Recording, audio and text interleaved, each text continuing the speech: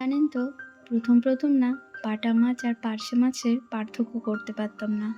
গ্রাম থেকে বড় হয়েছি, আমাদের গ্রামের বাড়ির দিকে এরকম পার্শে মাছ পাওয়া যেত না। তাই প্রথম প্রথম আমি এগুলোকে তো বাটা মাছই ভাবতাম। কলকাতায় যখন প্রথম আসি, বাজারে অনেকবার দেখার পর আমি পার্থক্য এখন করতে পারি। তো আজকে আমি বানাচ্ছি পার্শে মাছের সর্ষে পোস্ত। চলুন রেসিপিটা আপনাদের সাথেও ভাগ করে নিই। তো প্রথমেই আমি পার্শে মাছে লবণ হলুদ মাখিয়ে হালকা করে ভেজে তুলে নিয়েছি। এরপর শিলের মধ্যে সাদা সর্ষে 1.5 চামচ আর পোস্ত 2 চামচ দিয়ে এর একটা মিহি পেস্ট আমি বানিয়ে নেব। আপনারা চাইলে এটা মিক্সিতেও বানাতে পারেন। আচ্ছা, আপনাদের কার কার আমার মতো এরকম পার্শে মাছ চিনতে ভুল হয় কমেন্টে জানাবেন কিন্তু। হয়তো কারোরই হয় না আমার মতো, কিন্তু আমার তো প্রথম প্রথম অনেকবার হয়েছে।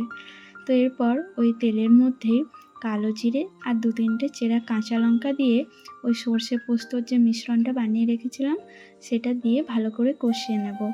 মশলাটা একটু ভাজা ভাজা হয়ে গেলে স্বাদ মতো লবণ আর 1/2 চামচ হলুদের গুঁড়ো দিয়ে ভালো করে ভেজে নিয়ে যতটা পরিমাণ ঝোল রাখবেন সে অনুযায়ী জল দিয়ে ঝোলটা ফুটে উঠলে মাছগুলো দিয়ে দেব।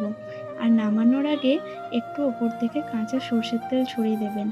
সর্ষে পোস্তর সাথে কাঁচা সর্ষের তেলের গন্ধটা না খুব ভালো লাগে যে কোনো রান্নার ক্ষেত্রেই। আর সর্ষে পোস্ত যে কোনো রান্নাতে দিলে তার স্বাদ হয় দুর্দান্ত। চলুন এরপর গরম ভাতে একটু কাঁচা লঙ্কা ডলে নিয়ে গরম গরম খেয়ে নিই। ভিডিও ভালো লাগলে পেজটিকে ফলো করে দিয়ে পাশে থাকবেন।